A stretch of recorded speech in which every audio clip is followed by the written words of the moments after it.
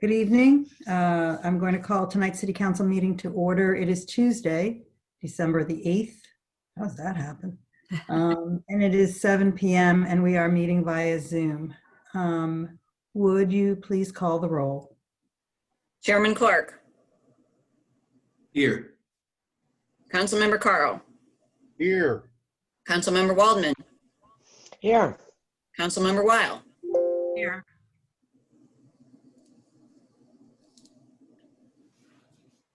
I'm here. Oops, Mayor. Sorry. I was counting on my hand. I'm so sorry. Well, it's good to see you.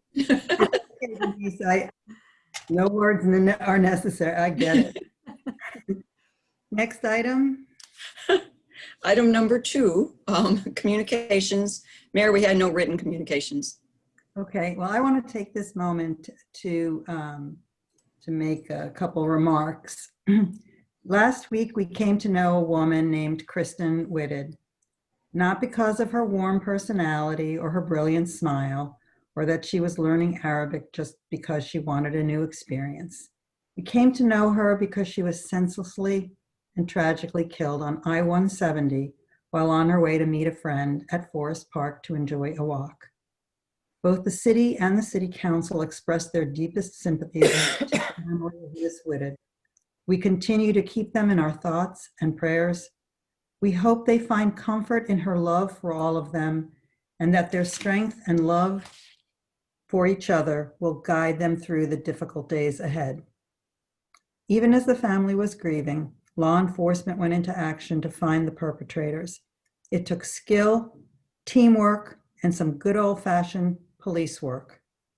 There are a number of officers who were instrumental in these efforts.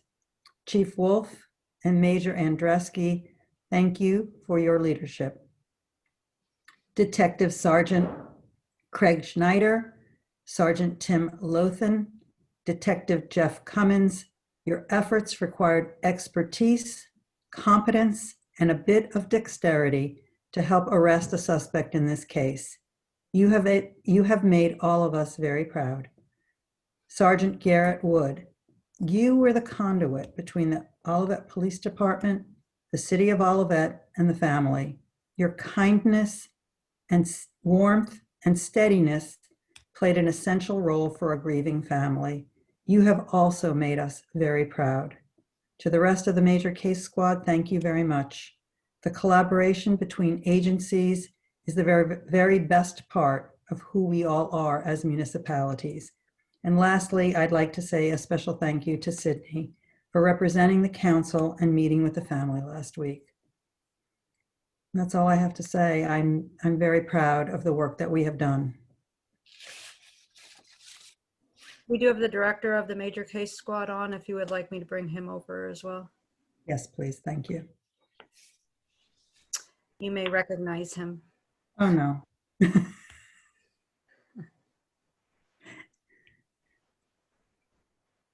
Chief,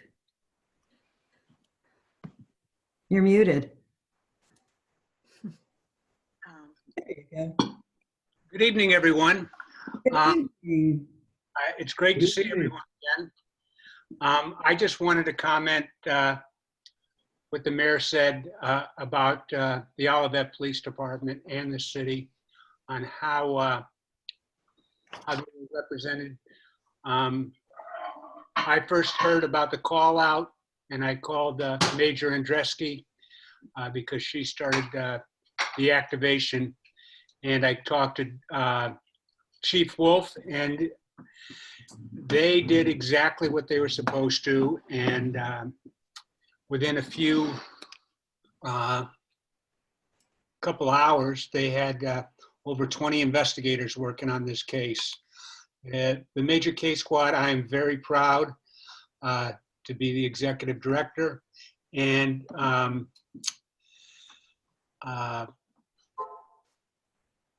very proud to be the executive director, but it was great to see the Olivet Police Department and the deputy chief or the deputy commander Jack Abel and his team bring this together. The thing that was interesting about this is there was 3 activations going on at the same time. One in Overland, one in St. Peter's, and the last one was the city of Olivet. So we had 60 investigators working at the same time, and it takes teamwork. I mean, it was unbelievable, and if it wasn't for COVID, I would have been there all the time. You guys probably would have had to put a cot up for me, but I appreciate all the hard work by the Olivet Police Department. They had it set up, and they had a manual that was created by the administration, and they did a great job on providing all the needs for the Major K Squad. I thank you, and we appreciate all the hard work that the city of Olivet and the city council does for the city during times like this. Thank you, and I'm going to sign off, but I just wanted, if anybody had any questions of me, I'd entertain that. If not, it's time to eat. I do have one quick question. I'm going to put this out there. Chief, I would like you to be my guest at Coffee with the Mayor in January. If you're here, I would like us to find a date because I'd like the people to know what the Major K Squad is, what it does, how it functions, how it serves the public, who gets on it, how does it all come together. So think about a date. I will connect with you separately, but I publicly am asking you if you would be my guest in January. I'd be honored to, and if anybody else has anything, if they want me to talk to a group, we'd be more than happy to. It's very sad that we are all called together for instance like this. We were activated 2 more times this morning. Once in Sauget, Illinois, and the other was in Pagedale. So it seems like last year we were activated 23 times, and this year it's already 26 times. Wow. Well, 26 times. So we'll be all glad to get rid of 2020. But thank you, Chief, and I will connect with you about a date that works for both of us. Beth, would you like to say a few words? Sure, I'll apologize. I'll jump in here real quick, and I'm probably just going to reiterate what has already been said, but I really don't have the words of how pleased I am with how this investigation turned out, having worked on Major K Squad as an investigator and doing multiple call outs. It's really understated how hard the investigators work, how much time they put in, how much sleep they go without. And of the investigations I've gone on call outs for, I've never worked one where there was such little information and evidence to go off of as we started off here. So the fact that it came to a conclusion with a successful arrest and hopefully some justice for this victim's family is just unbelievable. And I'm absolutely just in awe what an absolutely amazing job the investigators did on this. It's really incredible the work that went in behind this. So super proud of all of our guys in the Major K Squad. And I think I speak for the chief too, and we're just extremely grateful that we're at least able to have some justice for Miss Woodard's family. So, Okay. and thank you, Mayor and Council for recognizing the officers. Like I said, they did an absolutely amazing job, and definitely some guys here to be proud of. So, yeah, absolutely, we appreciate it.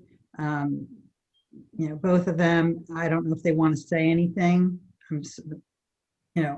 I know that we don't normally take this much time to do this, but this is an unusual event, and I'm very, very proud of you. So if either one of you wishes to speak, Sergeant Wood, if you wish, just unmute yourself. If not, no pressure. You've had enough pressure. or Can you hear me now? we can. Okay. Thank you very much, Mayor.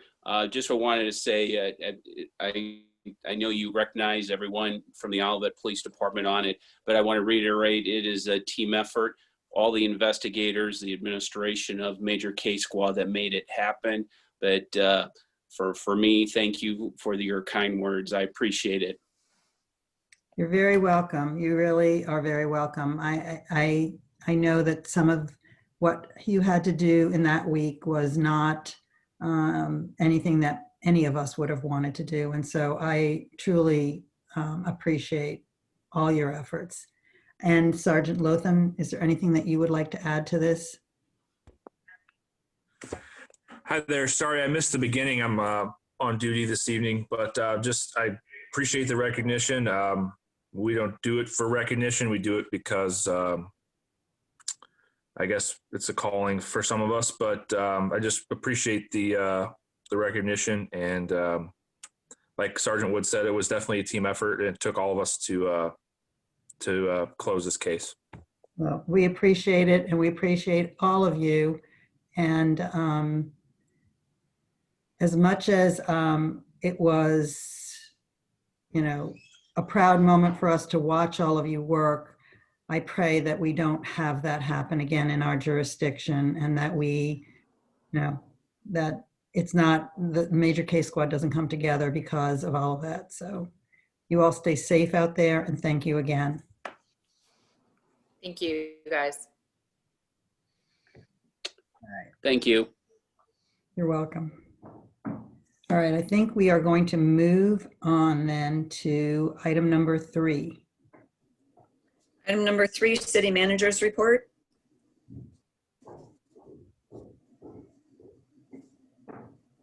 You're muted. Muted. I was Okay. going to do the whole report that way. It was going to go a little faster, but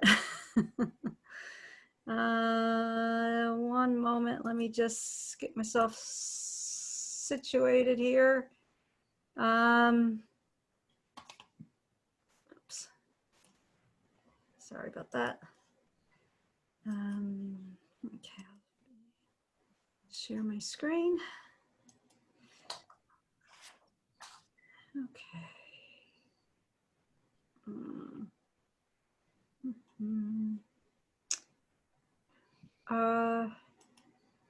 Okay, there it is. Thank you. Well, if you haven't been along Dealman Road south of Olive, you should really go by. They've done a really great, Spencer Contracting has done a really great job of keeping this project moving. They've gotten from the bridge south, they've gotten a lot of work done there with the sidewalk in on the east, and with some of the paving done. They did kind of finish up a lot of the work on the bridge. That bottom right picture shows the new kind of guardrail so that people don't fall into the creek. And you'll notice that it's actually the sidewalk is actually a passable sidewalk as opposed to what we've had there. And they have just continued to work north. They've made it all the way up to I believe the McDonald's, and they're kind of starting, so they're also starting to come south again on the east side. And they went up on the west side, and they're coming back down south on the east side. And if you have an opportunity to go, you can really now see with the new sidewalk, you see the size of it, and I think you'll notice that, I think the road's going to look really, really great. It is going to be rough during the winter. At some point in time, we're going to have where the weather's going to get too cold, or we're going to start actually moving into some snow weather, and they will have to stop the work that they're doing. They will be coming back in the spring to do all the paving and the other work that will need to be done. So during the winter, particularly by the bridge, on the north side of the bridge, it's a little rough right there. They've done some patching, but they will be coming back in the spring. We don't that will not be any better mainly a lot of the asphalt companies are kind of finished with those deliveries now. But I think it works really great, and they were getting just a lot of work done in this season. Olive Crossing, the developer Keep Properties, has requested that the council reconvene the Tax Increment Financing Commission to review the addition of a new use within that district, residential. He is proposing to add apartments to the complex. It's anticipated that the council will be taking up that request at the next council meeting. And again, this isn't, they won't be, the council won't be asked to approve this or not approve it. It's just a whether or not they will reconvene the Tax Increment Finance Commission or the TIF Commission, because this is a use that is not currently within the district. And other updates, the police department is in a hiring process to fill a lieutenant position from the retirement of Bill Miller. Hopefully we'll have a new lieutenant within the next week or so. Something to report back to the council on. Our new permitting and inspection software is going to go live January 1, 2021. So that is very soon. And then again, from the Director of Community Development, Public and Planning, I've taken this from his report that are all in the packets and online. Each of the departments submits a report that are found online, and his also has a lot of information about work that's going on around town, MSD work that's happening or will be happening. And then these are some of the new businesses that have received occupancy certifications and business licenses over the last month.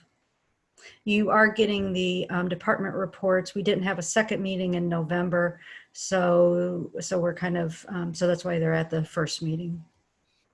We weren't sure if there'd be a second meeting in December, but there will be next week. Just to let folks know that even though due to COVID, we have closed down the lobby except for by appointments only, we are still accepting donations for the second annual Cops for Pets program. The collection bucket is within the vestibule, so you can safely and easily drop off your animal supplies, any food or toys or leashes or collars, anything like that is greatly appreciated. This is done in partnership with the police department and the St. Louis County Animal Care and Control unit or division of county government, and so we really do hope people will stop by and drop some things off, because even though the building is closed, you have great access to that to the drop-off bin. A couple other fun winter things. Well, some fun, some not. We have new guidelines with the winter playgrounds. These are some of the signs you'll see around now. They've been around for a little bit. It talks about when we're sanitizing during the winter months. Again, at 9 a.m. on Wednesdays, if the temperature has to be above 40, and dry to do the sanitizing. We've cut back on the sanitizing because, again, if it's under 40 degrees, you don't have very many people utilizing the playground, and it does take quite a bit of time to sanitize the parks. And again, don't use the playground if you're not feeling well, and we do ask people to continue to social distance by the 6 feet and remain in family groups. And then a new item that the park, Olivet Parks and Recreation, is a holiday light hop, and they're just asking people to register and get on a map if you're going to have holiday decorations out on your house or in your yard. It's really just a great way of still celebrating the season and getting into the holiday spirit. And then we'll have the map will be designed, then people can just drive around and look at the beautiful lights. It's interesting in Olivet. Sometimes I think this will be really helpful because it'll be there are a lot of streets in Olivet you don't go down unless you have a reason to go down them. So I think this will be a good way. It's a good way to see some, take the kids out and see some nice, beautiful lights and decorations, as well as learn a little bit about Olivet. Olivet Turkey Trot. This is kind of fresh off the presses. We had about 495 participants this year. This was our first. It was virtual. It was a new game for us this year. At this point, it's still real approximate with the amount of monies we raised. Partly it's a new reporting system, so we're trying to make sure we're looking at what a new reporting system from the race coordinator, race manager, and so we're looking at that. We always have a few straggler bills come in. This year we did a lot of postage, and so we don't have those numbers all done yet. But we feel pretty confident that we've raised through the race itself $8,000, and this year we did donations. People were able to make direct donations to the Harvey Kornblum pantry through our race website, and we raised about $4,000 in donations. It's, people really still supported the Harvey Kornblum food pantry. And I want to take this opportunity. We will have, hopefully at the next meeting, we'll have the official numbers, and then we'll probably do the, kind of do a more of an announcement with the check, et cetera. But I know people were going to ask about it. I want to thank Jeff Springer, the coordinator for this race. This was our 7th Turkey Trot. And Jeff has been along for the ride the whole time. In fact, he's the reason we're doing it. I blame him. And so he has just done an excellent job. This year was particularly stressful. It was a real pivot on our part on how do you go from a run to a virtual run, and how do you get that message out? How do you tell people what it is? I think would have been really hard without our communications manager, Kiana Fleming. Other people, David Moons was also on the committee that worked to make this happen. Ruth Springer was on it. She designed the shirts and also designed the gaiter that we used this year. And so thank you to everyone who participated. Thank you to everyone who donated. Thank you to everyone who had patience, because again, because it's 2020, we ended up running out of shirts right at the end, but we were able to get a new order in. So those are still going. We're still mailing out shirts. So thank you to everyone, and always remember that it's really it's about the food pantry. It's about the Harvey Kornblum food pantry. So thank you. Upcoming events. I'm just going to bring these all up because, again, I'm not always sure if I got them in the right order. Zoning Board of Adjustment will meet December 10th at 7 p.m. The City Council will be holding a regular council meeting December 15th at 7 p.m. It's a little different because of the regular meeting would normally be on December 22nd, but with schedules, etc., we're moving that meeting to the 15th. Park and Recreation Commission will be meeting December 16th. And the final meeting of December is going to be the Planning and Community Development Commission, or Design Commission, I'm sorry, that should say Planning Community Design Commission, December 17th at 7 p.m. Just to let folks know, we will be taking we're going to be doing kind of just an introductory meeting with the Planning Commission, introducing the community center, the new community center, and just getting initial feedback from the Planning Commission on that. Offices are closed December 25th and January 1st. And the next first meeting of January is January 5th at 7 p.m. and it's going to be a City Council work session. With that, I'm happy to entertain any questions that the council might have. Council? Anybody have anything for the city manager? I just have a question if it could be followed up on, because it was summarized in, I think Carlos's report, very extensive report. I'm just curious, it notes that the ICC code update, is being looked at right now, Barb, and the iOS rating is also beginning to happen. And I thought at one time our ICC codes kind of go in tandem with what our rating of the iOS would be. If I'm wrong, please let me know, but I'm curious as to whether that's going to synthesize together to help our ICC code maybe even get a better rating than we're at. Thanks.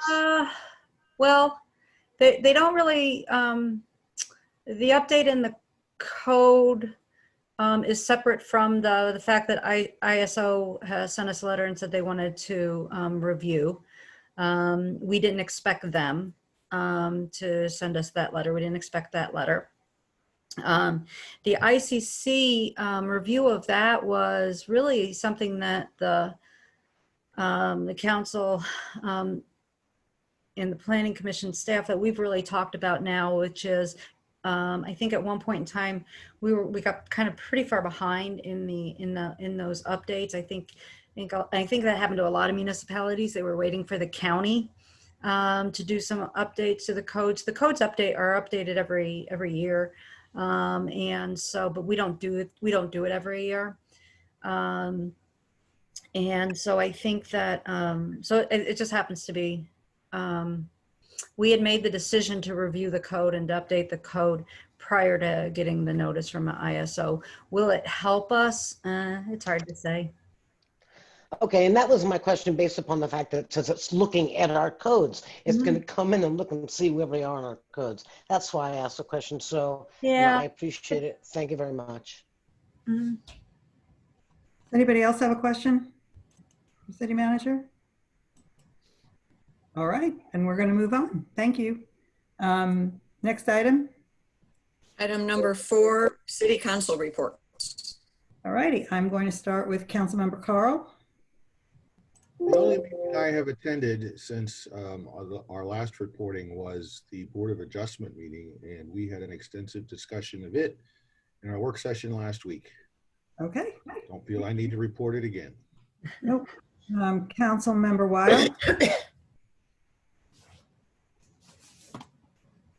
On November 18th, I attended the Parks and Recreation Committee meeting, commission meeting, and we talked about the COVID updates for the playgrounds, and a city manager addressed that. We also had an e-waste day in November, and we ran out of space early on that morning, and so we'll probably try and do one again in the spring. We got such overwhelming responses. We also decided to postpone the drive-in that was scheduled for the beginning of December until the spring as well. We discussed and promoted the turkey trot, which we've covered and was a great success.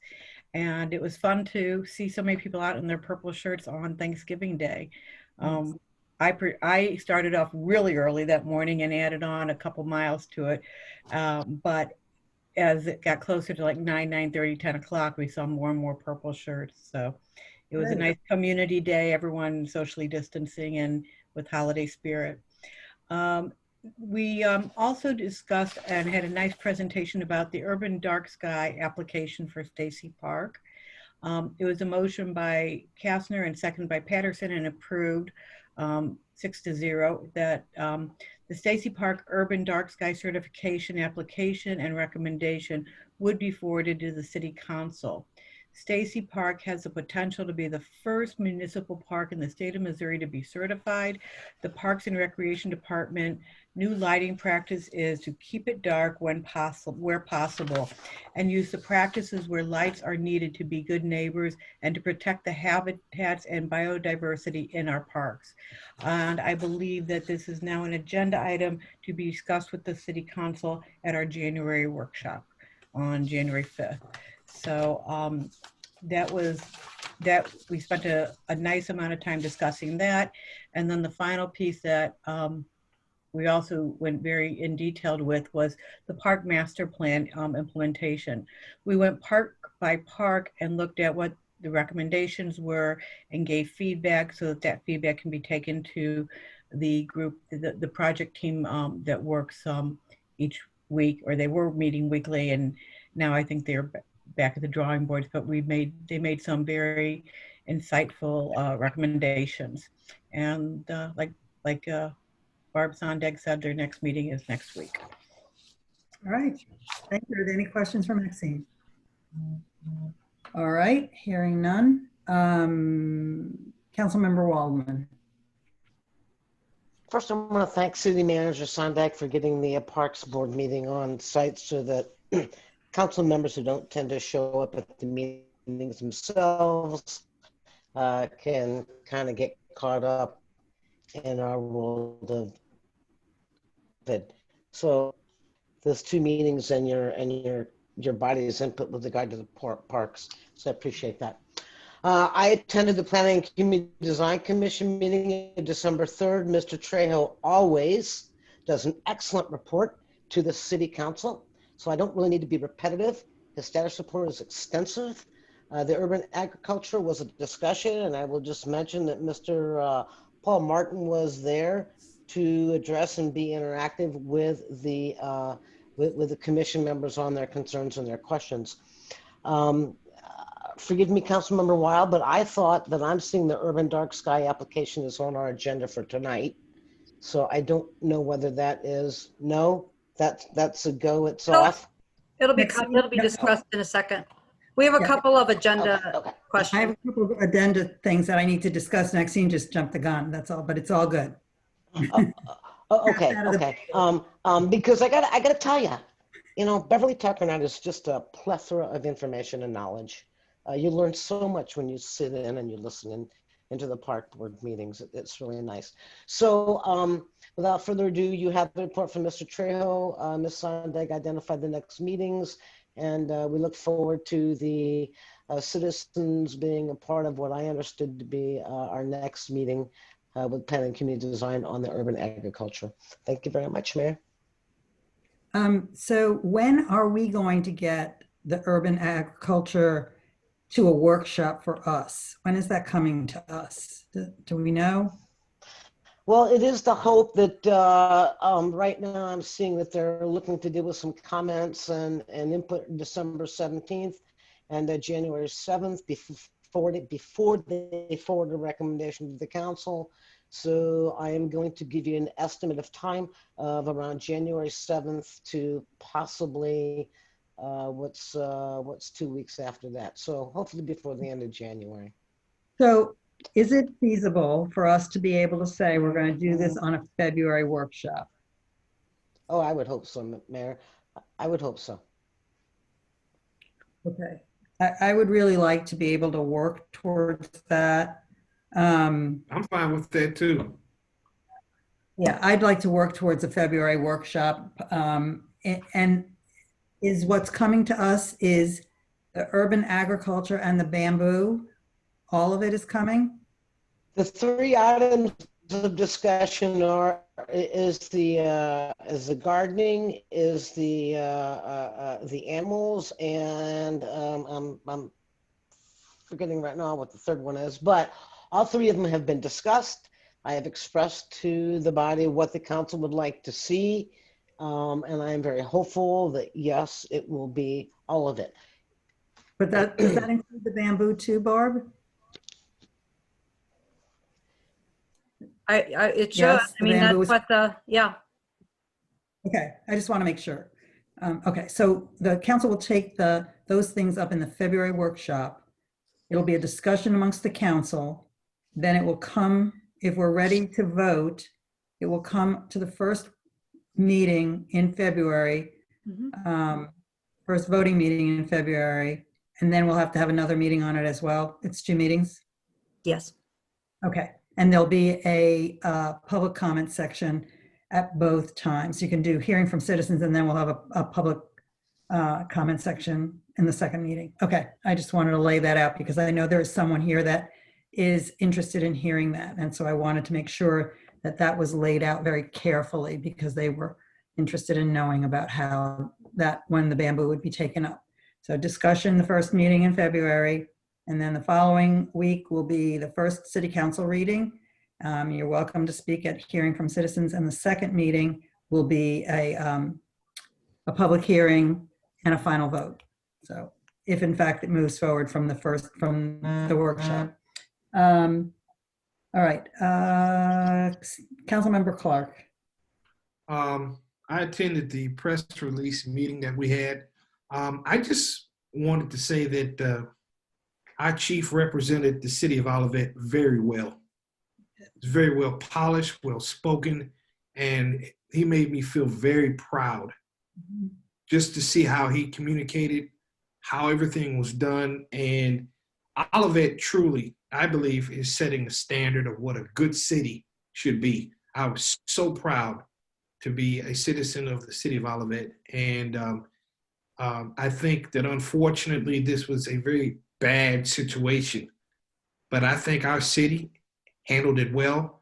I think going forward, just by listening to that conference, the meeting that we had, for those who are watching, hopefully they'll learn that people in the community will start working with the police department more often.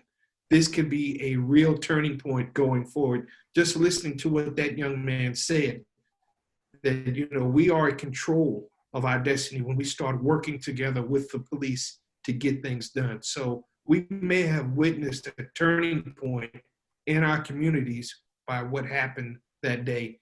And I really do think Olivet really did shine well, and I'm very proud of what we did. I agree. Thank you. I agree wholeheartedly. I have not attended any meetings, and I did appreciate that Sydney attended that press conference for me. I was still quarantining before I got tested, retested so that I didn't have COVID from my trip. But I didn't, so I haven't attended any meetings, but we did do our final wrap-up Zoom turkey trot meeting the other day, and I think that it was, I think everybody agreed that next year we're going to blow the doors off of everything, and we're coming back bigger, badder, and better than any year previous, and it's going to be an amazing run, walk, party. We're going to plan some really great stuff, and we're going to get our stuff together. We're starting by the end of January, so it's coming. Turkey Trot, 8th season. Yeah. And that's it. Next item, please. Item number 5, hearing from citizens. So if you wish to address the council, you may do so either in a chat question, or you can raise your hand, and then we will bring you over and unmute you. When you address us, please state your name and address for the record, and limit your comments and questions to the chair. If anyone wishes to speak, chat or raise your hand.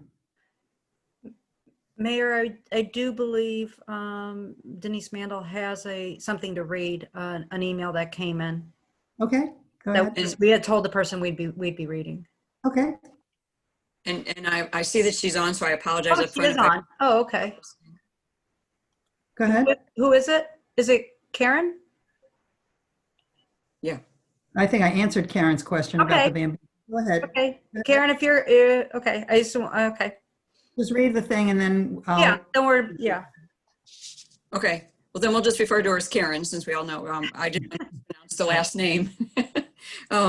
So Karen wrote to ask where does the city council stand on invasive bamboo planting? It was on the agenda last year. Was a decision made? Not only bamboo should be addressed, but other invasives such as Bradford pears. I'm sorry, Karen, I don't know how to pronounce that plant. And of course, bush honeysuckle. So there's another plant called Euonymus. That one. That one, Euonymus. And I think I did cover it before, and I specifically wanted to make sure that you got that information, Karen, that we will get it where it is now with a planning commission. We asked them to take a look at it and see how it fits inside the zoning laws, zoning ordinances. They're working on it, and they should have it to us, hopefully, by the very first workshop meeting in February, which will be, let me look on my calendar, so I gave you some dates. And of course, this is tentative. Okay, February 2nd. Yes, thank you. February 2nd. This is tentative. It has to come from them to us. And it'll come to us and we'll discuss it in a workshop. If in fact the council is ready to move forward and place it on a voting agenda, then that would happen on the 9th. The first reading would happen on the 9th. So we have to read this twice. The first reading would happen on the 9th, and you are free and perfectly, we're perfectly happy to hear from you at hearing from citizens. Then we will read it one more time on the 23rd. I will have a public meeting on it, a public hearing on it, and you are welcome to speak again. And then the council will vote. So you will have opportunities to address the council, and you can always email us too with your thoughts. So that's, and we'll be doing those meetings via Zoom. So you can hear us on the 2nd and on the 9th and on the 23rd. And I think I've answered that. Anybody else wish to speak? All right. Hearing no one. Before we get into the agenda, I'd like to ask the councils if we could defer item number 10, the Urban Dark Skies application, and move that to a workshop agenda in January. I'd like to have some extensive discussion about it.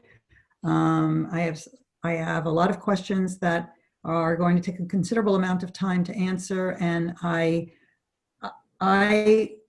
want to give it its appropriate amount of conversation before seeing it tonight for the first time and then saying, yeah, this is what we're going to vote on and do it. So I thought we were already doing that on the. No, we need to make it official. We have to vote. We have to, Yeah, somebody I was make. going to suggest that myself because I'm not 100% privy to it.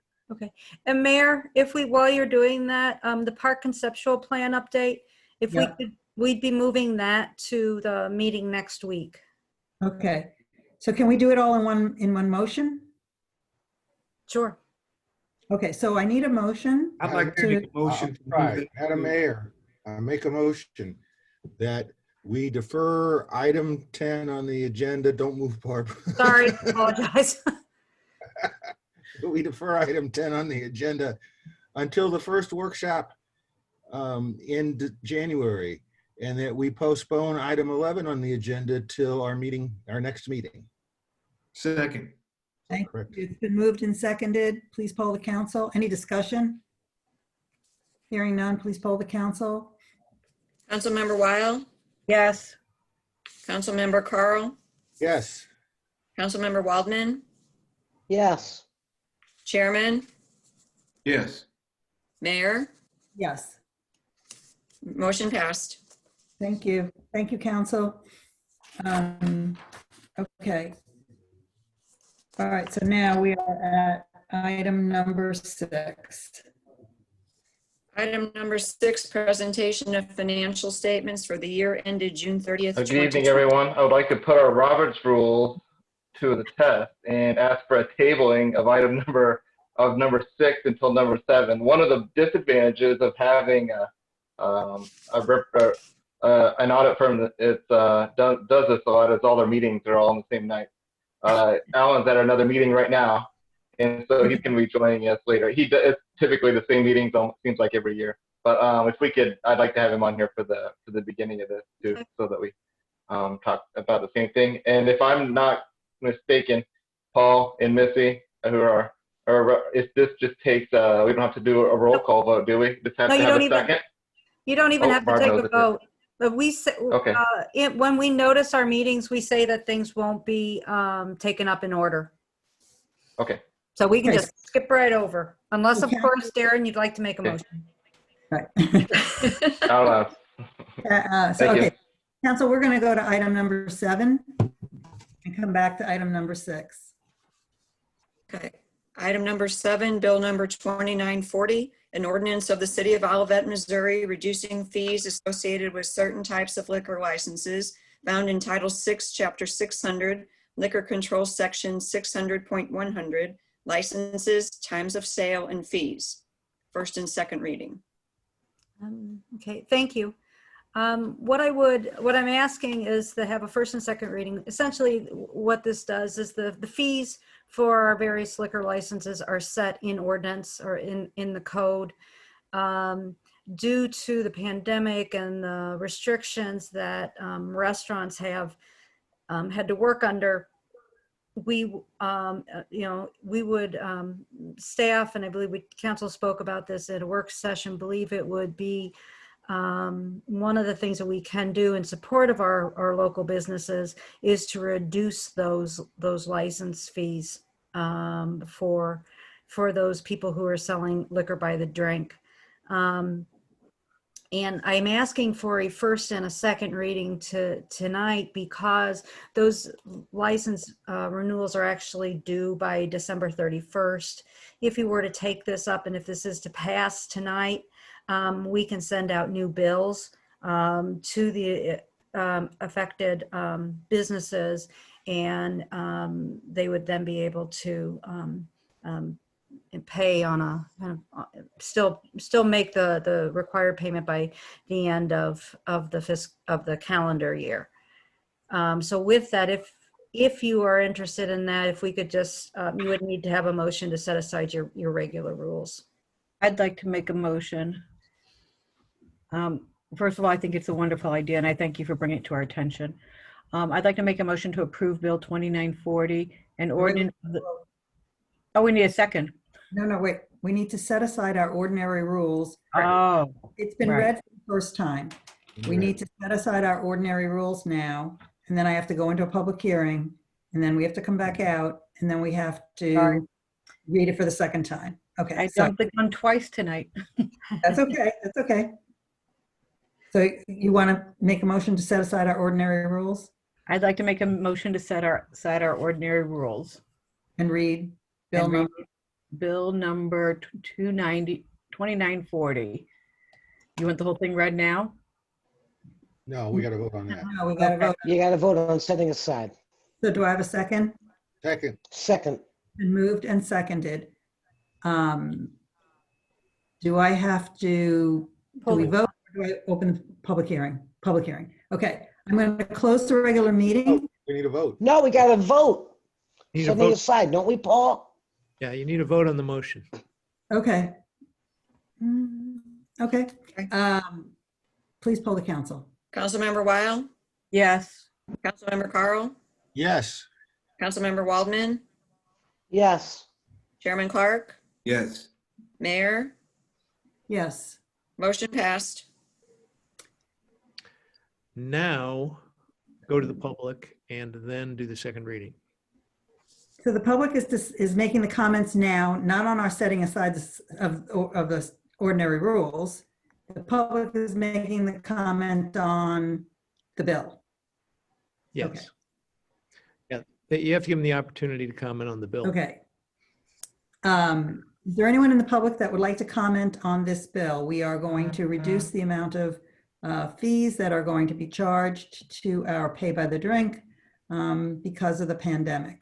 If you'd like to speak to the council, kindly raise your hand or put a quote, and you can put a question in the chat for us. I don't see any, Mayor. Okay. All right. We're going to come out of a public hearing and we're back into regular session. I will entertain a motion on the second reading. Denise will read it first. Okay, I'm sorry. I forgot that. Denise, if you would. That's okay. Bill number 2940, an ordinance of the City of Olivet, Missouri, reducing fees associated with liquor licenses found in Title 6, Chapter 600, Liquor Control Section 600.100, licenses, times of sale, and fees. All right, council, I will entertain a Madam motion. Mayor, Yes. Madam Mayor, a motion to approve Bill number 2940, an ordinance of the City of Olivet, Missouri, reducing fees associated with certain types of liquor licenses found in Title 6, Chapter 600, Liquor Control, Section 600.100, licenses, times of sale, and fees. Second. Been moved and seconded. Council, are there any comments or questions? No, ma'am. Hearing none, please poll the council. Councilmember Weil, Yes. Councilmember Carl, Yes. Councilmember Waldman, Yes. Chairman Clark, Yes. Mayor. Absolutely, yes. Motion passed by action of the Olivet City Council. Bill number 2940 becomes ordinance number 2713. All righty. Mr. Mann, do we have our guest? Not yet. Okay, we're just going to keep moving on. You can give me like a signal when he arrives, okay? We're going to move on to item number 8. Item number 8, bill number 2941, an ordinance of the City of Olivet, Missouri, amending Title 6, Chapter 605, business licenses, Section 605.060 through 605.210 by modifying the statement and payment dates for business licenses. Okay, are you all seeing the actual ordinance? Yes. Oh, okay, sorry. Sometimes I have trouble knowing if it's on the right screen or not. This is actually something that's come about, excuse me. As staff was talking about the liquor licenses, we also then started talking about the business licenses because those letters will start going out at the beginning of January, or actually, yeah, month of December they'd start going out, and we were wanting to look and see, you know, what about, you know, how does the business licenses work? And in general, business licenses are really more, the fees associated with those licenses are really have more to do with the amount of sales someone does. And so the thinking was that if you were a business that was negatively impacted by COVID or by the public health restrictions that were put out, that your sales would probably be down, and so you wouldn't be paying as much. However, well, while we were looking at it, we did realize that the ordinances have for I'm not sure how long, we require the businesses to furnish sales statements to us, or their statement of sales from the prior year in the month of January, and then submit payments by February 15th. And I'm not sure why we have had that timeline. The one thing I can think of is at one point we had a March 1 fiscal year. And Darren, I don't know if you have any other ideas of why it was like that. That's the only thing I can think of. So what would this ordinance is that what this bill is actually proposing is to change the date of these, and so that the sales from the prior year, the statements of sales from the prior year are actually due in the month of April. And then the payments of the license is due by May 15th of each year. We believe that this gives people a little extra time, particularly in this year, when there's going to be, you know, everything's, it's harder to get some of your work done, just because of other businesses being closed and just the craziness going on. So it gives people a little bit of extra time. It will, and this would be a change that would be unlike the liquor license. That's a one-time deal. It was just for this year. This would be a change that we would keep within the code. So this is just a first reading, and I'd be happy if anyone has any questions, or we can just move on. Anybody? All right, we're going to just move on then. Mr. Mann, And Yes or no? Alan has joined us here. He's in as an attendee, and Okay. I'll ask Barb to move him over to a panelist, Oh, and then there he is. All right. And then I'll stop sharing, Darren, and you'll take absolutely. over.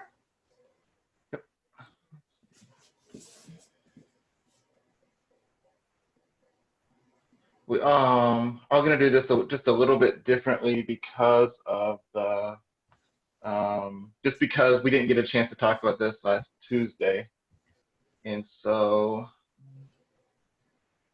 number 3 here and do a quick loop. With the financial statements themselves, they remain the same. What I'll be going over tonight is the management discussion and analysis. We call it the MD&A. And then I'll have Alan. He has some other things. He's a lot more knowledgeable in some parts of this, particularly in the pension, which comes a lot of questions and how the ins and outs of what that entails. But I'll go ahead and get started. And if we're following along at home, I have it right here. It's page 4, but PDF page 16. And with that, I'll kind of go to some of these financial highlights with the net position, which is government-wide full accrual. So this is what you would expect to see out of a 10K or any public companies or private companies' financial statements. Again, full accrual. The net position of the city increased 1.4 million. Much of that was increased due to some of the grants received, and then the sale of the former city hall site. We will see a lot of that sale of the former city hall site. It was sold for $300,000, and we'll see that come through as one of the main themes and drivers of a lot of the numbers inside of the financial statements. From there, the total fund balances, that's what we look at every month, is our total governmental funds increased just over $1 million. Talk about what some of that means there. And then in the general fund, which is a place where we put a lot of focus for our budgeting and our monthly discussions, increased $429,000. I'm going to go on to the next couple pages here, and we do get a summary in our government-wide full accrual financial statement. The increase of 1.4 million I spoke about there, that does show up. If anyone's curious and following along at home, the history of it shows up in the statistical section of on page 68. You can see where this went over time. But this 1.4 million increase was right here in this invested in capital assets, and a lot of that we can see in a couple pages here what it was, mostly work in process through the Dealman Road project, and then now we're entering into the same phase with our community center and park improvements. Alan will speak to some of these things, the rest of those things as highlights of, kind of big swings in what they say and where they came from.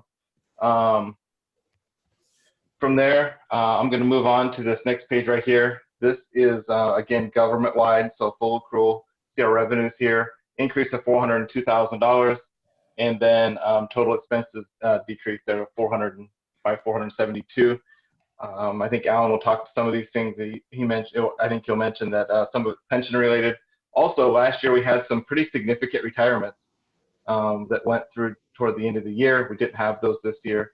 And another thing we talked about, as the COVID-19 and the shutdowns affected, we were spending less money. And we noticed it right away. That hasn't, kind of picked up. That wasn't deferred or anything like that. It was, it cost less money to run the city for a while. Another thing we'll notice here over and over is the taxes decrease. This number right here is propped up significantly by a $300,000 one-time revenue source. These numbers get a lot tighter when you take that away, and this shows up over and over and over. I will talk on the next slide. We can go into just the general fund then. So this is just the governmental fund. You can see the revenue impact on a lot of these different items. Again, this is a $16,000 increase on 8.1 million. That's very, very close. Again, if we take out that $300,000 one-time revenue source from that sale, look at what this does to this purple line right here. It actually doesn't tail up. we see kind of things fading out.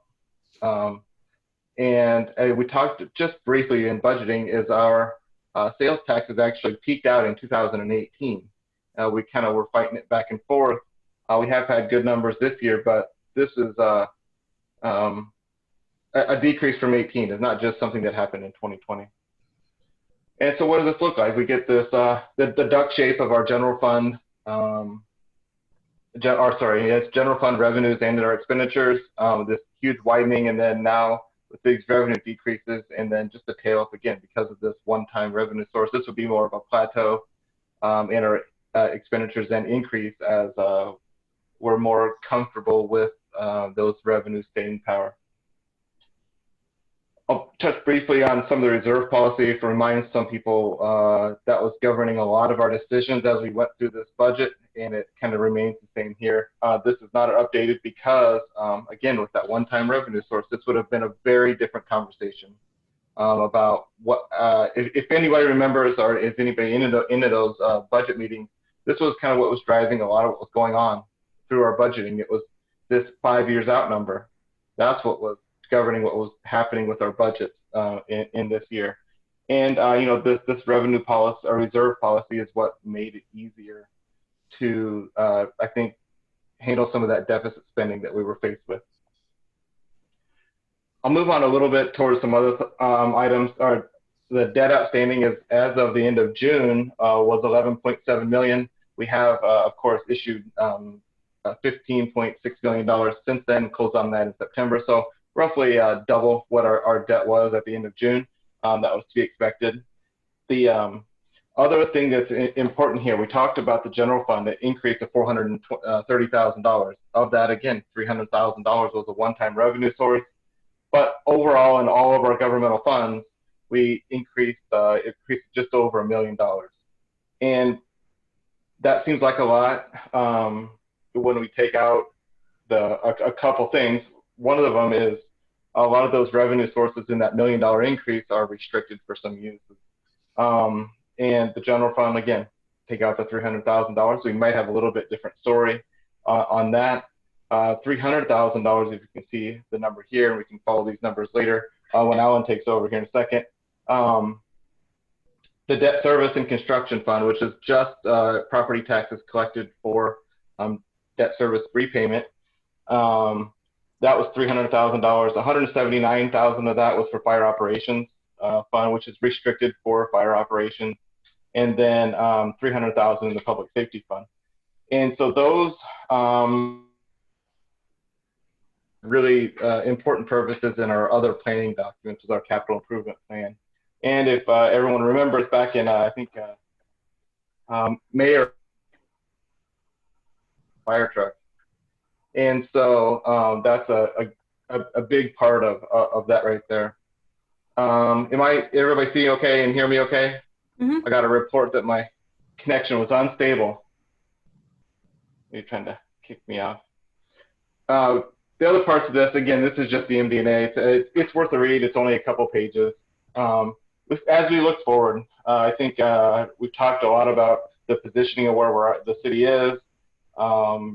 During our budgeting, our new software has allowed a huge shift, or I guess our softwares in general. I would kind of summarize it in three different ways here. I'll put my little notes so I don't get tracked off too bad. But the planning part of this is so important. We talked to, it's the major case that the planning is meticulous. The planning started for that call out started, I would say, almost the way that played out. I might be taking a little bit away. I don't want to take anything away from what they actually did or what the planning side of that, of how they prepared themselves for that. But the planning for that call out started probably, probably September of 2014, maybe a little bit after that. But that room was designed to hold something like that. I mean, that was such a big part of how the building was designed to handle a call out like that. So I would say our council goals have played a large part in how we position ourselves operationally, because the flexibility of the city center, our softwares, our third-party IT has come into this huge, the ability to have our meetings and in the council chambers, and I think we'll hopefully see soon that we can do this just right now and hold a meeting in the council chambers and it'll be a good experience for everyone. Our reserve policies and our capital planning policies, those have allowed that deficit spending as we were faced with a lot of unknowns, expect to continue those capital purchases of such large things. Our strategic plan with the various redevelopments, we'll see our pilots start beginning as we look into the future, and that's a positive thing through all that work. And of course, then our Parks Master Plan, we're going to see that planning started many years ago, and we can see in our financial statements just briefly where they start to show up today. The only other thing I would say is if we were to go back to page 68, shows up as page 84 here on the PDF. All these things that I talked about. So here's the $1.4 million and that change in that position. Holy cow, who would want to know what that did 10 years ago? Well, here's where it all sits in the back. And this is maybe one of the most valuable things in all of the financial statements is where we've been or what we've been doing. And it has everything. I'll point to a couple of things here. History of our sales taxes. This is all through the different kinds, where these things go. Property taxes, there's some utility tax thing here, property tax rates. Even things like here at the our principal taxpayers, where they were several years ago.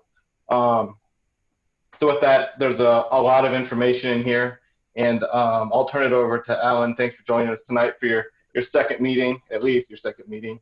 And I'll tune it back to, I think you're going to start on, what page would that be? 25. 19, Here we go. 19 Right. PDF. Hello, how you guys doing? Now that Darren's got you warmed up, are you guys ready for another 45 minutes of number talk? Sure. Yeah, I know. No, I wouldn't do that to you. So thanks for having me. Thanks for working me in here. So the city received an unmodified opinion or clean opinion, however you want to call it, which means everything's fairly stated in accordance with GAAP, which is what you'd expect. Like Darren said, you guys do a CAFR, a comprehensive annual financial report. And this is the 5th year the city's done that. And there is some real value in some of those back schedules. One of the big weaknesses of governmental financial statements is that there is no comparative statement really in the basic statement. So that history is not there to, see the context of some of these numbers. So I mean, there is some real value in doing that. So that's great. And then, the statement gets sent off to the GFOA, which is the Government Finance Officers Association, and some people look at it, grade it, and give you kind of a pass-fail. The main thing is they're looking for is, are you hitting all the required disclosures? Does everything balance throughout and things like that? So that's great. So a couple things, I'll try not to repeat too much of what Darren talked about. So Darren, if you go to page 19 of the PDF, which is page 7 on the page numbers. So there's a little table there. And again, this is government wide, so, full accrual. So, there's depreciation, there's the pension costs from the adjustment from the valuation, debt payments, the principal payments aren't expenses, they're reductions in the liability, things like that. So it's a little different than the fun stuff you see every month where, fixed asset purchases are expensed, principal payments are expensed, things like that. So you can see taxes are down about 2%. And there was a lot of things going on there. Sales tax was down about 220,000, which was about 5%.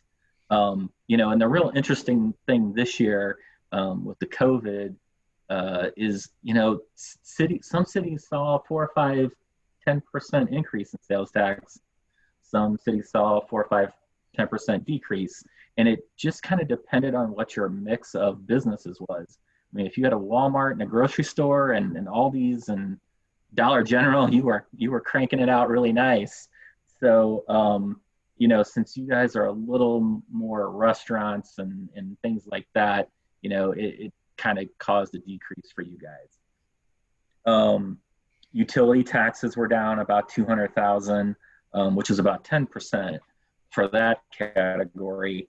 And, you know, there again, COVID, you know, if you had office buildings and you know, some industrial, you probably saw a decrease. I think weather probably played a little bit of a factor. Probably all forget by now, but, you know, the winter of 2019 was pretty brutally cold. So it's probably a little bit more coming back down to a normal level, but a little bit of COVID too. Property taxes increased about 220,000 or about 6%. So, you know, that's a nice, pretty stable revenue source. Everybody's been kind of seeing increases in assessed values and things like that. And, you know, in the near term, I would probably expect to see that continue. You know, in the long term, who knows? But in the near term, I think that's pretty reliable. Total expenses decreased about 4%, which is right around $500,000. And most of that, or a chunk of that decrease, had to do with the pension adjustment from the valuation. So, you know, as the investments go up and down, you know, that number will fluctuate a little bit.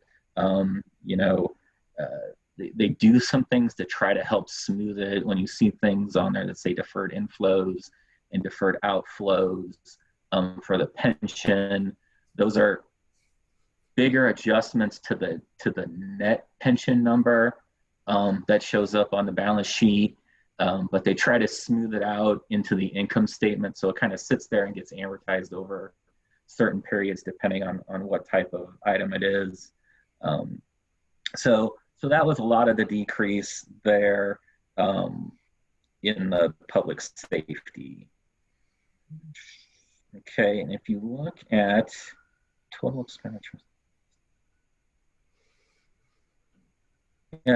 page 71, which I don't know what PDF page that is, Darren. Oh, okay, that's one of those back schedules. So if you go to the PDF, yeah, it's 88 in the PDF. Total expenditures there in the middle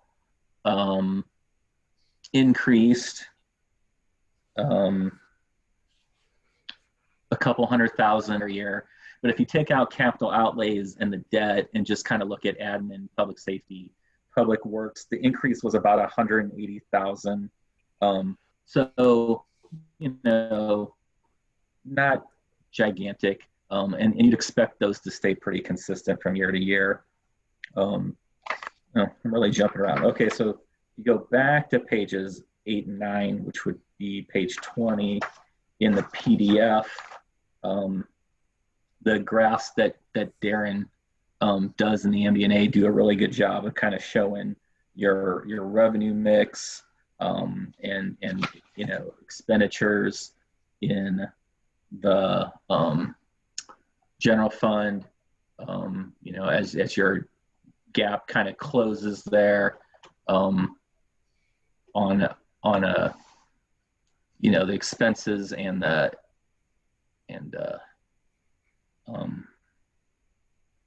revenue, and then sales tax, you know, is kind of your biggest revenue stream, is about 800,000 more than the next closest one. You can kind of see on that one graph. You jump ahead to page 15, which is 28. And this is kind of where that $1.4 million that Darren was talking about earlier, the change in net position, only he was showing you in that 10-year schedule. You know, there's a few things that, you know, can really drive that number up that makes it not necessarily misleading, but, you know, you got some grant money to do some street improvements. Well, if you get $800,000 in grant money and that's all used for street improvements, that's going to increase your net position by $800,000 because those improvements are going to go on your balance sheet and then they're going to get depreciated over the life of those improvements. So, it makes it a little hard. You really kind of got to drill down in this a little bit sometimes to see what that number really means. And you guys did have some improvements this year, and then Darren, talked about the $300,000 for the, Old City Hall site, which is there. So, so that number is probably more like $400,000 if you take some of those outliers out. All right, then I was going to go, if you want to go to a couple pages, Darren, page 17, 18. So the fund statements, which would be page 31. Yeah. So the one thing I usually kind of talk about at these things is fund balance in relation to total expenditures. And I know you guys have a fund balance policy, so you guys probably kind of look at this a little bit anyway. But so your ending fund balance is about $7.5 million, and your total expenditures are about $7.8 million. So you're like right at a year's worth of expenses and fund balance. And it's hard to say, is that a good number? I mean, it's better than it being 6 months, right? So, if you were more of a property tax heavy city, then maybe that's not as much because, that only comes in once a year. But, since you guys get a good amount of sales tax, I mean, that's a stream that keeps giving every month. So, so that's good. It's pretty consistent with what it was last year. It was, since your fund balance went up about $400,000 this year, obviously that relationship went up a little bit too. Any questions so far? All right, so then I'm gonna jump ahead to page 47, which is really PDF page. It's the pension schedule, Darren. Okay, so it's 61 in the PDF. Yep. So we talk about this every year. So top section is the estimated liability at the end of, and this is on a $7 million is the estimated liability. The assets set aside are $22.3 million, which gives you a difference of just under $5 million. So, last year's number was pretty big because December of 18 was really awful for the market. And you can see that there was actually a loss there from the investments in calendar 18. So you've kind of recovered and gotten back to a more normal level. You guys seem to be hovering around 80% of a funded ratio. And, the federal government says 80% is healthy. They don't make you do anything too crazy if you're at 80%. So that's a pretty solid number. If you look at the next page, it shows the contribution, the actuarial determined contributions compared to what you guys actually put in each year. And you can see if you go back to 11, that actuarial determined contribution was near $1 million. You were able to put in about $500,000, so you had a pretty sizable shortage each year. And you guys have a dedicated tax, so that's what your contribution is basically what you collect from that taxes. And then, you know, as the market improved going through, you know, 14, 15, 16, you can see the actuarial determined contribution went down a little bit. But now it's kind of bumped back up. You know, maybe a little weakness in the market. You know, just something to kind of keep an eye on that, you know, at some point, and you know, now is probably not the greatest time because the market's really high. But, you know, if the opportunity presented itself and you guys had some funds available, that maybe a few catch up extra contributions would be, you know, a great way to kind of get ahead of that a little bit. So Alan, out of all these things that we see here, what would be something that would be like an alarm bell, you know, for these folks here? That, you know, we're too far gone, we need to do something. What would be an alarm bell, you know, out of all these numbers, these columns here?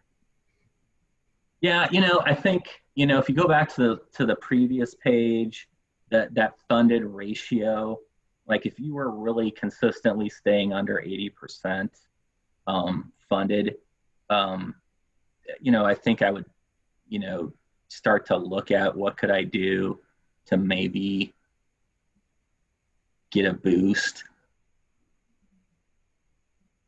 You know, or if that gap between the actuarially determined contribution and your actual contribution stayed considerable. I mean, you know, if that gap stays, you know, at $400,000 or $500,000 each year, you know, it's gonna be reflected in that funded percentage. Eventually, that funded percentage will just keep going down. So, you know, I think those two things are what you want to keep an eye on for the most part. You know, and, you know, the market's been really good through, you know, 2020. So, you know, I would think you probably, you know, you're probably at a little higher funded percentage than the 82% you were at last year, surprising with all that's happened this year. Now, you know, who knows what the next 3 weeks will bring, but, you know, it's just kind of something that you probably want to keep an eye on.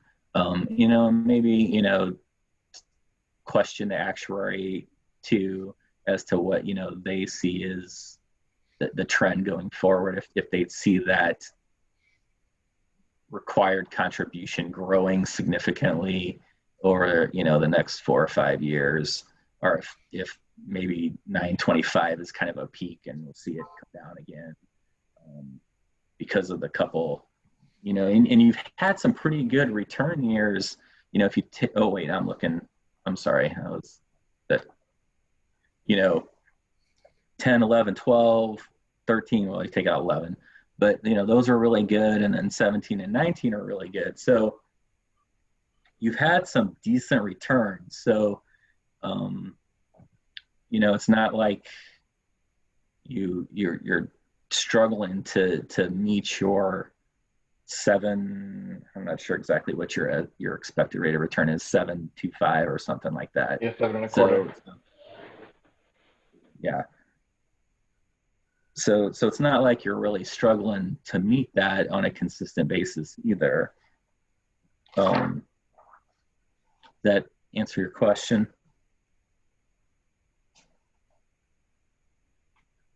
And then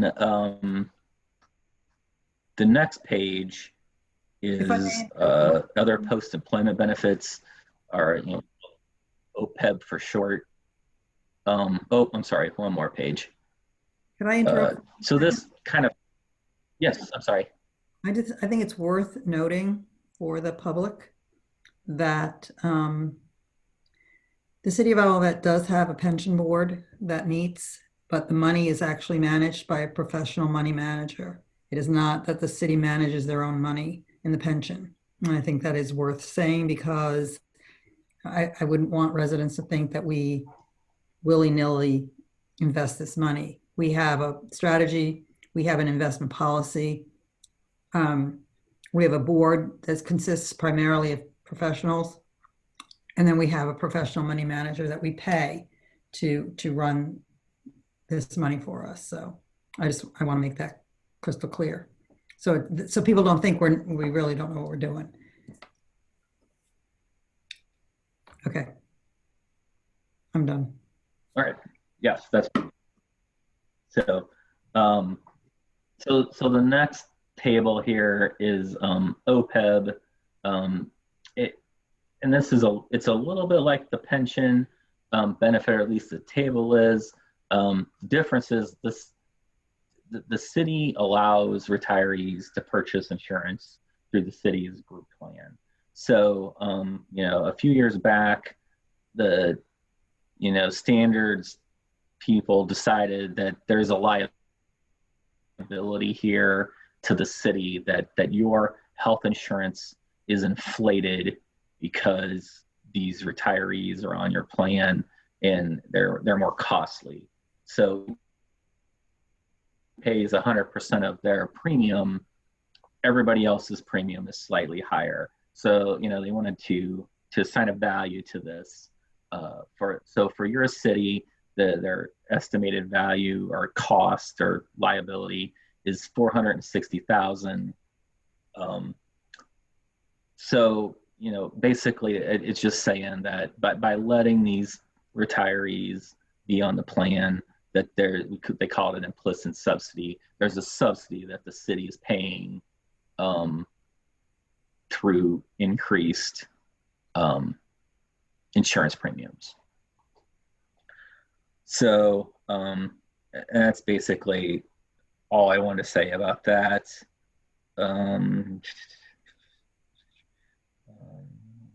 So then we kind of talked about the back schedules in the CAFR. Darren showed you those. Again, those are really do add some value to the statement. Any questions about the financial statement?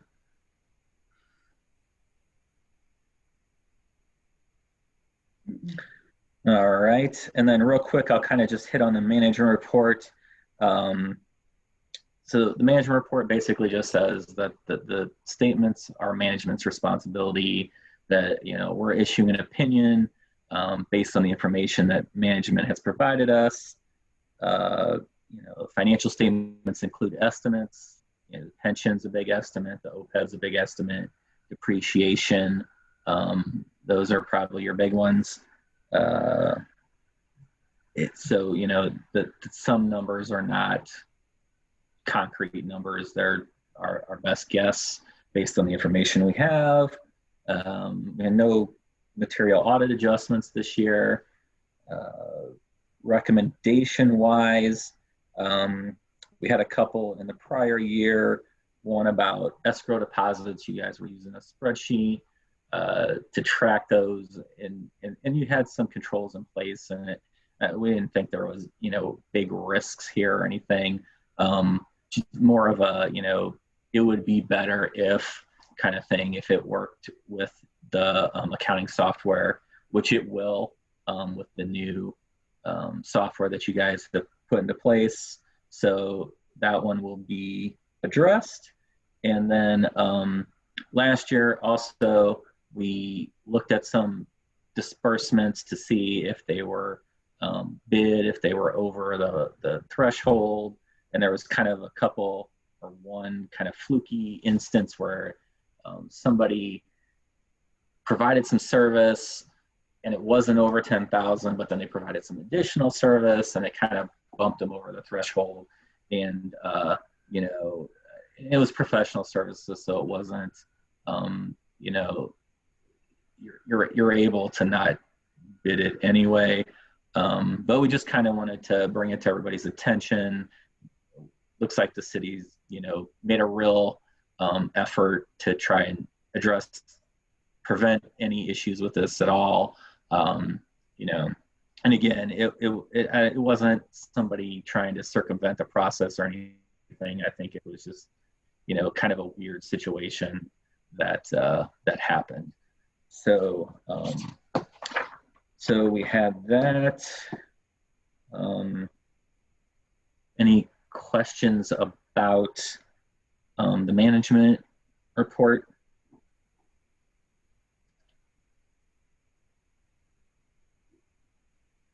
I don't think so. Anybody? Okay. Any questions about anything? You want to know what the audit process is? You want me to talk a minute or two about that? I'm curious how you did it this year. How did you audit this year? It's been quite the fun year.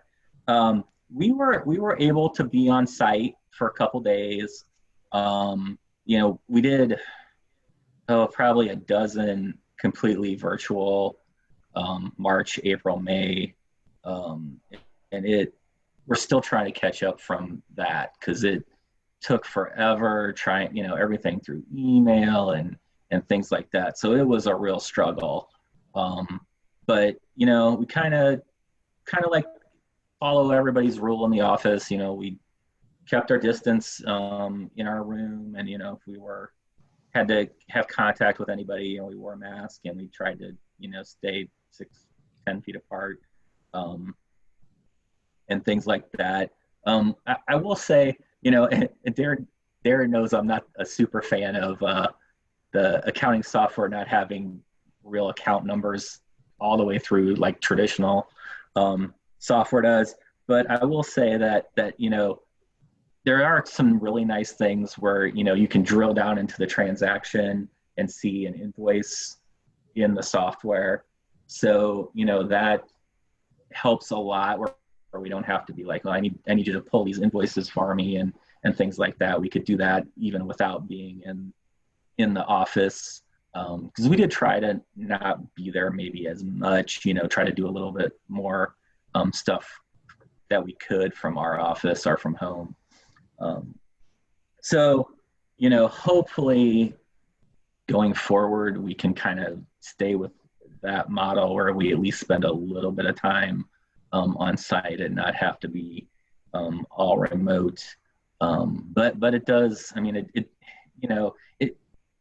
I would say it doesn't really weaken our audit procedures. It just adds some time to being able to, just popping into somebody's office and asking them 4 or 5 questions right back and forth, was a lot better than 4 or 5 emails back and forth. Yeah, it's a different world, that's all. Yeah. Does anybody have any questions for Alan? Darren, do you have anything that you want to add that he may not have covered with us? No? Are we accepting this, or we're just? That's what I'd like to do. Yep. I accept as presented. I don't know what. So you just need a motion to accept as presented? Madam, That'd be fine. I'm sorry, Paul. Say that again? That'd be fine. Okay. Go ahead, Greg. Madam Mayor, I make a motion to accept the financial statements as presented tonight. And I shall add the very fine financial statements as presented tonight. I think our accounting department, our finance department has done a bang-up job as usual. So Yep. thank you. Second. Thank you, everybody, and thanks for Alan for joining us tonight. Yes. Just, Yes. yeah, I know you haven't voted yet, but just one thing too, this was actually, well, it doesn't seem like it, this was first year on a new financial system. And it kind of got lost in everything.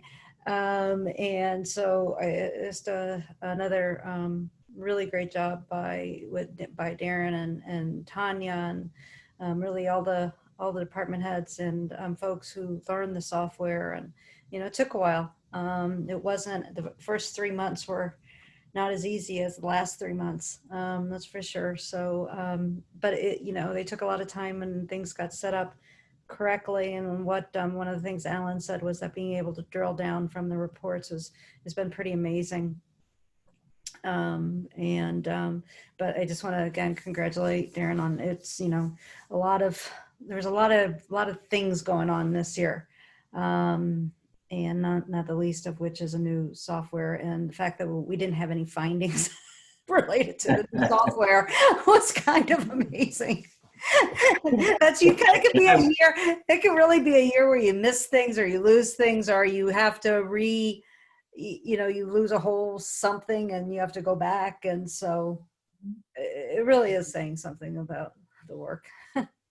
Yes. And I apologize if anybody's a software salesman, but those people can oversell these systems like there's no tomorrow, and they will tell you it'll integrate super easy, and I have seen some real disasters. So the fact that you didn't have a disaster on your hands is a big win, really. And the fact that Tanya did not quit is also a huge win. I never want to do that again. Yeah. But unfortunately, we'll probably have to. Someday. I think in the year of all this mess, there have been some really amazing moments that have come out of it where people have risen to the occasion and done whatever they needed to do to get everybody through. And I think that is a perfect example of that. And so to Darren, on behalf of the council, thank you. And please, to Tanya too, tell her that we thank her very much for not quitting, but making it all happen. So, and to Alan, it's always nice to see you. I feel like we've really come to know you, and we appreciate. And that thing around his neck, what is this? I don't know. I haven't seen one of those. I bought a new one. I wanted to wear it. I found something like that. Long strips of cloth. That's what you do. Did you notice they got skinny again? Like, I bought a new one this summer, and it's the first time I got to wear it. It's like back in the 80s. Well, yeah. But we appreciate that that you came on and off for us, and that was great. We appreciate that. So yeah, I look forward to seeing you all as well. Oh, thanks. We appreciate that. So council, if you don't have any other comments or questions, let us call the roll and call this a win for all of us this year.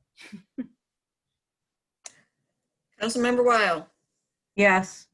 Councilmember Carl, Yes. Councilmember Waldman, Yes. Chairman Clark, Yes. Mayor, Yes. motion passed. Thank you. Thanks again, Alan. We appreciate it. Thank you. See you guys next year. Yep. Happy holidays. Happy too. holidays, to you, Alan. All right. We left off at bill number 9. If Yes. I remember. Okay. So we are at bill number 9.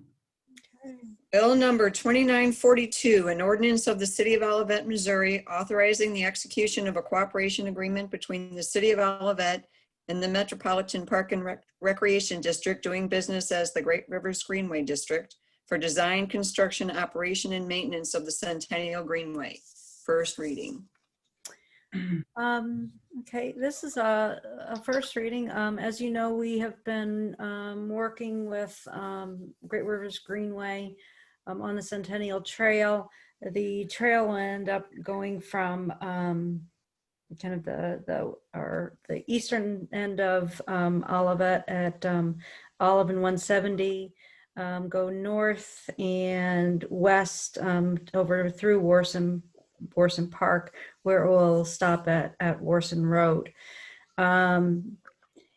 This agreement is only for that portion of Greenway within Worson Park. You will, this is, and the purpose for this agreement is kind of twofold. One, it is the agreement that it's kind of two different agreements with one agreement within the other. The first is it's the overall agreement for the design and the construction of the Greenway. Now, Great Rivers Greenway is actually doing the design work. They have an engineer who's doing the design work, WSP. The City of Olivet, within our park improvements and our new community center construction, will be actually constructing this.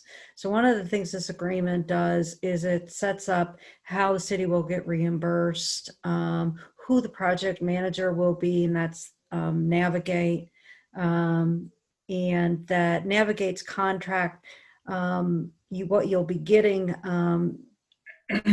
next week as well, after this is approved, is the city of Olivet will have to amend its contract with Navigate and expand it to include this. But then all the fees that Navigate charges against for the Centennial Greenway will be the city will pay, and will be reimbursed by Great Rivers Greenway. The other thing that this does, the other agreement kind of within here, is the operations and maintenance agreement for the Greenway. These are very similar. These contracts are very similar to what you see when we get a contract from the county or from the county for work that they do. So when if we're going to do if we get a grant from the county to do some road work, or get a grant from the MoDOT to do some road work, there's always an agreement that comes aside that you'll take care and you'll do the operations and maintenance of that, whatever is put in. And that's the same thing within here, and it kind of gives you a lot of ideas of what they will be, what the expectation of, who will maintain this, and what the city will maintain, and what the Great Rivers Greenway will maintain. I was asked earlier prior to the meeting about kind of estimated costs, and I did have an estimated cost on that, and I apologize, I cannot find it. And so of what the operations will be, I will have that for the next, for your next meeting. But one of the things to make clear that really is true with this is the taking over the Greenway will add expenses to our operations. However, it's also coming at a time when we are really redoing all of our parks and looking at that current maintenance. And we already have within our, a lot of that pro forma are some additional staff folks. So we'll actually be able to, we won't have to hire anyone new specifically for this Greenway, but we will have staff, added staff that have come along, both for the maintenance of the park improvements that we're doing, as well as for the Greenway. This Greenway, really, with the exception of it may have park benches or things like that, isn't too much different from the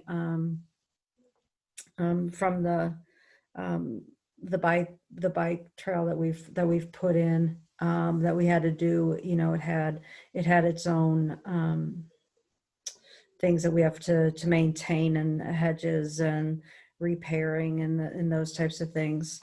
But I will have those estimates for you at the next meeting. If obviously I'll get them to you as soon as I have them. I do anticipate there being some changes in this between this week and next week. There are a couple of things we've just really been trying to just wording issues and processes that we've been working on. It's been, as the council is aware, we've been working on this contract for probably almost 3 months now. And there have been a continuing number of kind of sticking points, and it's not it's really been Great Rivers Greenway and the city we've known the endpoint we want to get to. How we get there within both of our own kind of bureaucracies has kind of been hard, and that's we will be hiring the contractor who will be constructing this project. Well, Great Rivers Greenway, what's their input into that hiring process?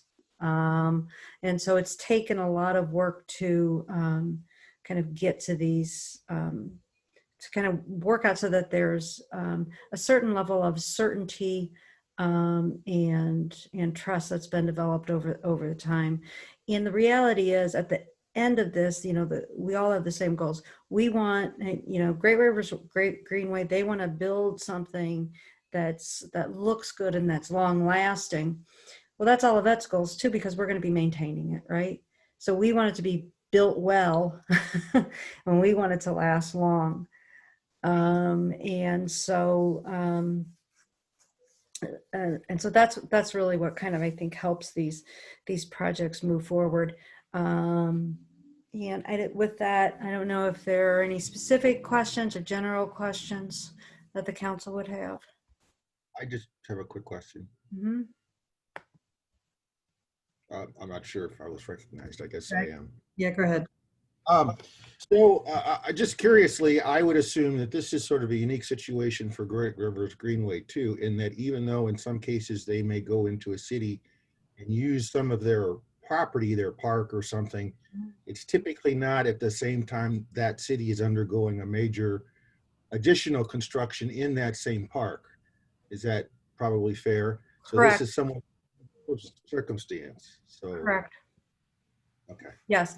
The typically the agreement that operate, you would have typically the city is not the entity doing the construction of a project.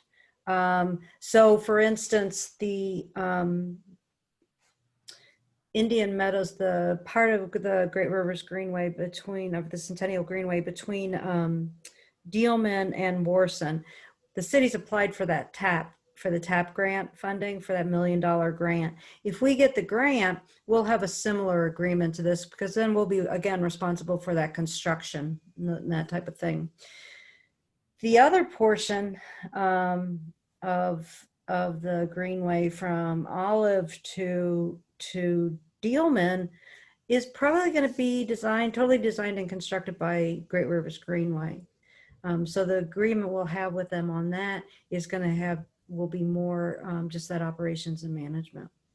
We will still have the agreements for some of the construction and, access and all of those types of things, but we won't have the issues of project manager, contractor, those things that have kind of, we've had to really work through. This is not the first agreement that Great Rivers Greenway has done with the city, kind of like that. I think they've had a similar issue or opportunity in Brentwood. When Brentwood was kind of when Brentwood's been doing their big project, and I'm forgetting the name of it now. I don't remember. Yeah, golly jeepers. So anyway, but they've had similar agreements, and actually Navigate was a project manager in that one as well. Does anybody else have a question? Missy, did you have your hand up? Barb, this is a lot of paper. This is a huge document to read, and I can't find it right now, but I know I saw it. When I went to say, what are you defining as Warson Park? I saw in this document that they're defining Warson Park to be Warson Park and the Indian Meadows connection from Dealman through Warson Park in this contract. No, So are they identifying? Okay. Go ahead. If you can find that for me, because that it would just be, they might be defining the project, because their project, the phase one of the project is Dealman to Warson, but the area that should be, so I'll go back and look. This is a large document. It's a large document, and I will take the responsibility of going back to finding where I thought I saw that language. It's a very, and it really is just, yeah, Paul's reviewed it too, and yeah, and there is consensus amongst many of us that this could have been done with fewer pages. yeah. Absolutely. And that's so a I will Greenway. think it wasn't that many years. That's a change. I think they've gotten some, I think their agreements used to be a little more plain English, little simpler, and that they've gotten a little more convoluted. And I just have one more question. It's under the BMP, best management practices for the drainage, MSD.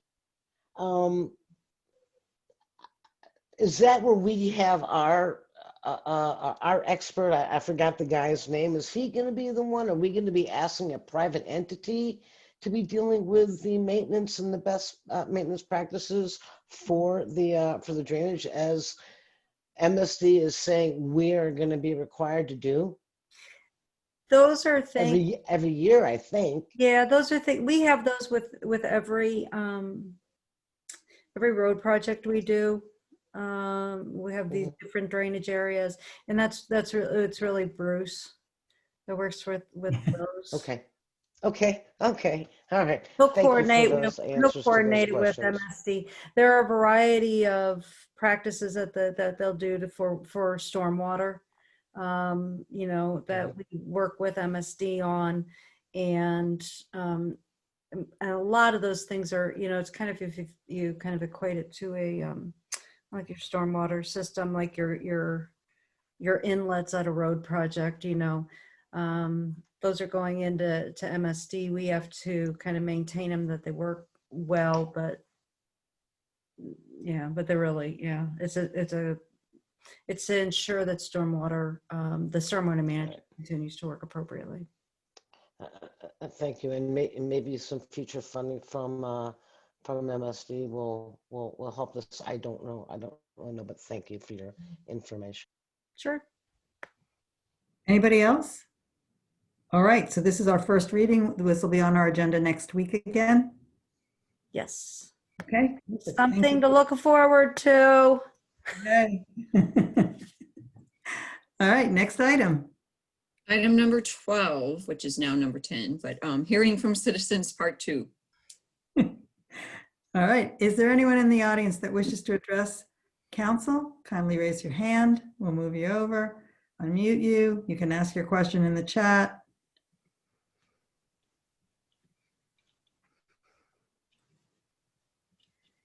Okay. I think we're going to move on then to the next. Sorry. Go ahead, next item. Item number 13, review and approval of minutes. Did anybody see anything that needs to be altered, I did not. amended, changed? All right, then I will entertain a motion. Can we do them both? Sure. All right, do them both. Yeah, the mayor, I make a motion to approve the special city council meeting minutes from November 12, 2020, and the city council meeting minutes from November 12, 2020. That's November 10th, I think. November 10th. I'm sorry, I'm reading. Yeah. That's okay. That's okay. Do I have a second? Second. Thank you. Moved and seconded. Any final comments, questions? Hearing none, please poll the council. Councilmember Weil, Yes. Councilmember Carl, Yes. Councilmember Waldman, Yes. Chairman Clark, Yes. Mayor, Yes, motion passed. thank you. Next item, Item number 14, city attorney's report. Mr. Martin. Thank you, Mayor. A couple of items. Number one, next Tuesday, I have a conflicting meeting, so I will join you when I can, but I'm not going to be there at the beginning. Number two, the Board of Adjustment has scheduled a meeting for Thursday night at 6 o'clock to discuss the board's consideration of findings of fact and conclusions of law for the 508 North Warson hearing that recently took place. And I'd like to talk to you about that a little bit further in closed session. And speaking of closed session, I think we need one. And the reasons for going into closed session would be to discuss attorney-client communications, possible litigation, and negotiated contracts, which are all under 610.021.1 and 12. I move that we move into closed session pursuant to the statutes quoted by our honorable attorney. Can I have a I will second? second that. Thank you. Moved and seconded. Any comments or questions? Hearing none, please poll the council. Councilmember Weil, Yes. Councilmember Carl, Yes. Councilmember Waldman, Yes. Chairman Clark, Yes. Mayor, Yes. motion passed. All right, for the audience, we're going to adjourn to a closed session. I have no idea when we'll be returning. There are no anticipated actions. And there's no, yeah, there are no anticipated actions, but this does conclude the public portion of this meeting. And I thank all of you for attending. The City Council has returned from executive session. We have no decisions to report. I will entertain a motion to adjourn. So moved. Second. Moved and seconded. This meeting is adjourned. Thanks. Take care, everybody.